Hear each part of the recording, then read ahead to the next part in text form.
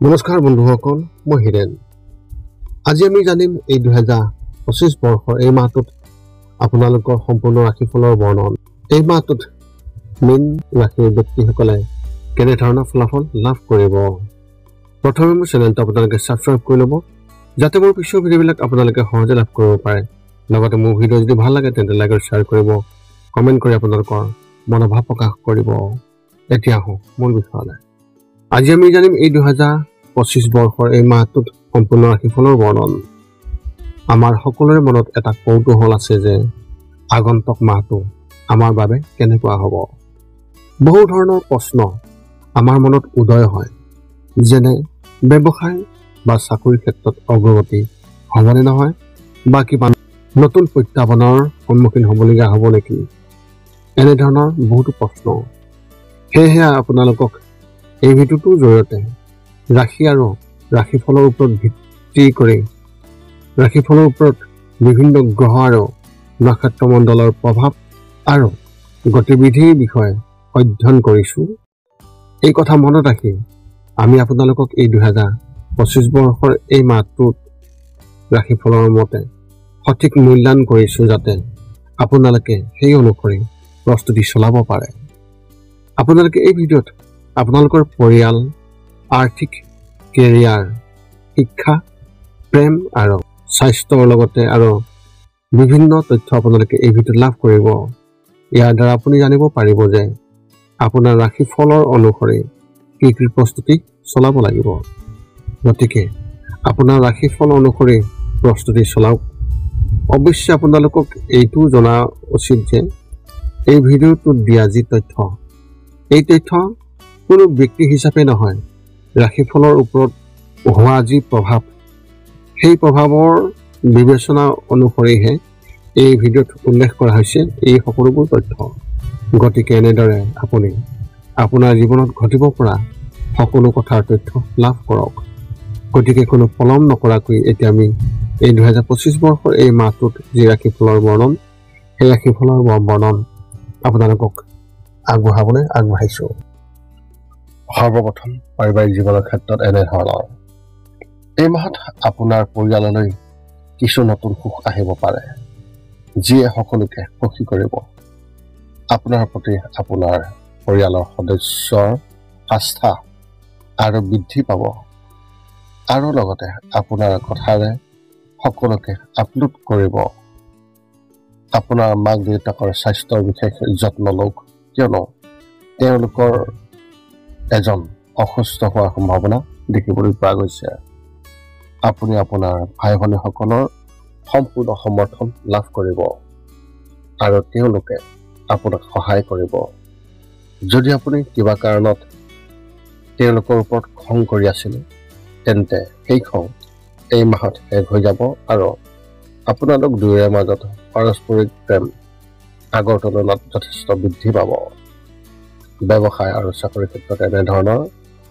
ব্যৱসায়িক দৃষ্টিকোণৰ পৰা এই মাহত আপুনি লাভত লাভ কৰিব, কিন্তু তাৰ লগতে নতুন শত্ৰু সৃষ্টি হ'ব পাৰে, যিয়ে ব্যৱসায়ত আপোনাৰ ক্ষতি কৰিবলৈ অত্যন্তই চেষ্টা কৰিব।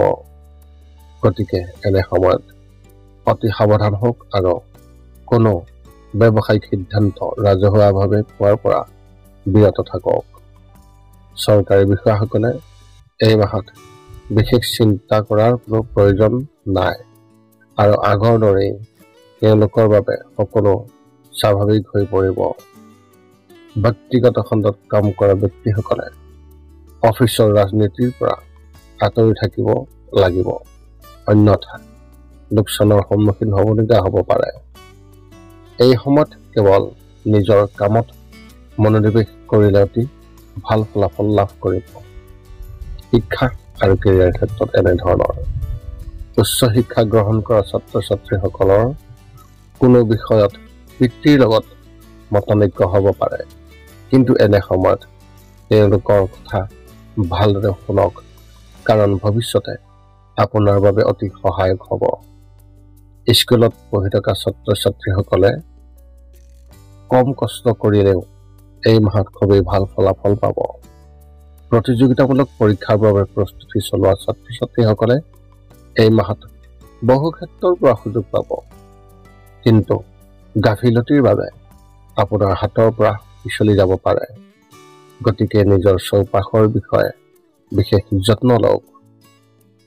প্ৰেমৰ ক্ষেত্ৰত এনেধৰণৰ, যদি আপুনি কাৰোবাৰ লগত প্ৰেমৰ সম্পৰ্কত আছে, তেন্তে এই মাহত তৃতীয় ব্যক্তিয়ে আপোনাৰ সম্পৰ্কত বিভাজনৰ সৃষ্টি কৰাৰ প্ৰয়াস কৰিব।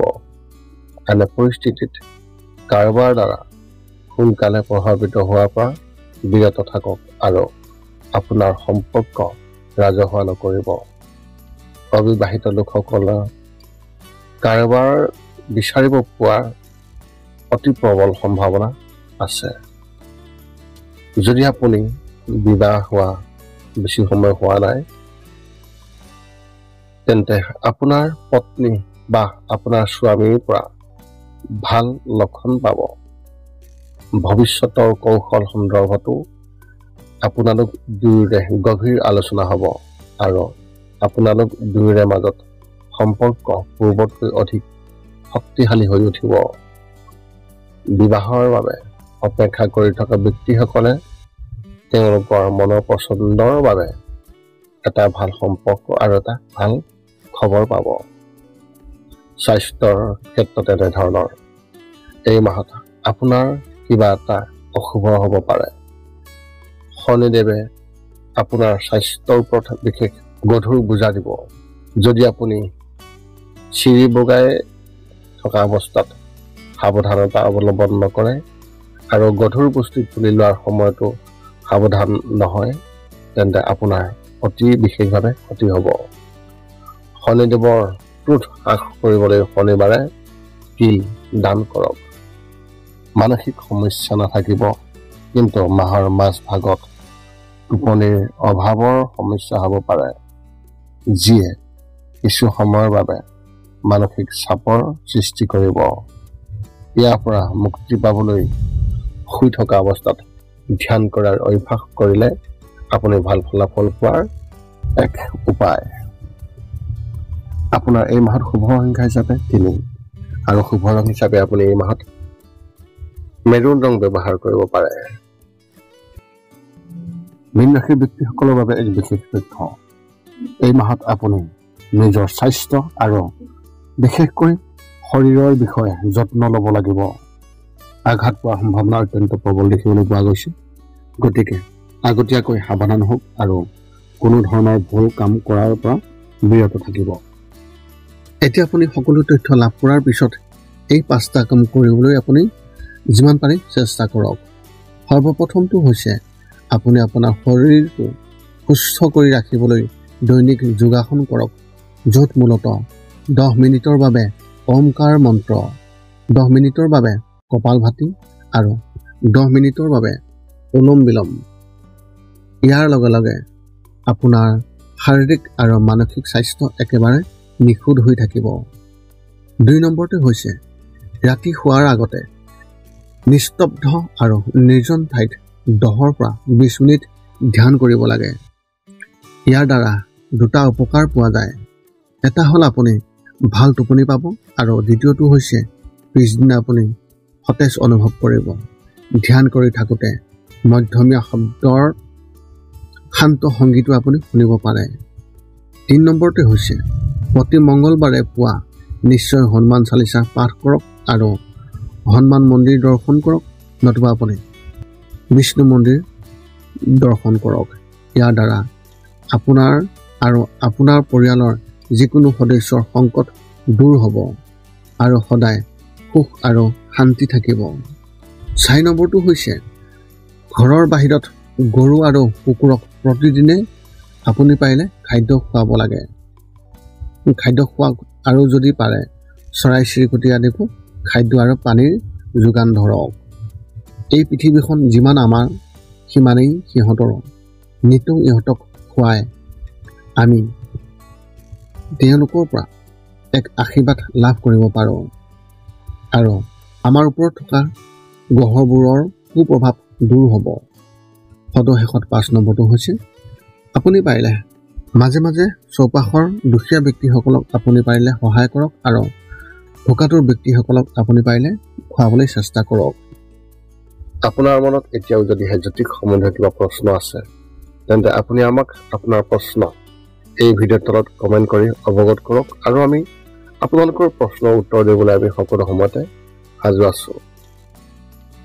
এই আছিল এই 2025 বৰ্ষৰ জুন মাহটোত মীন ৰাশি ব্যক্তিসকলে লাভ কৰিবলগীয়া সম্পূৰ্ণ ৰাশিফলৰ বৰ্ণন।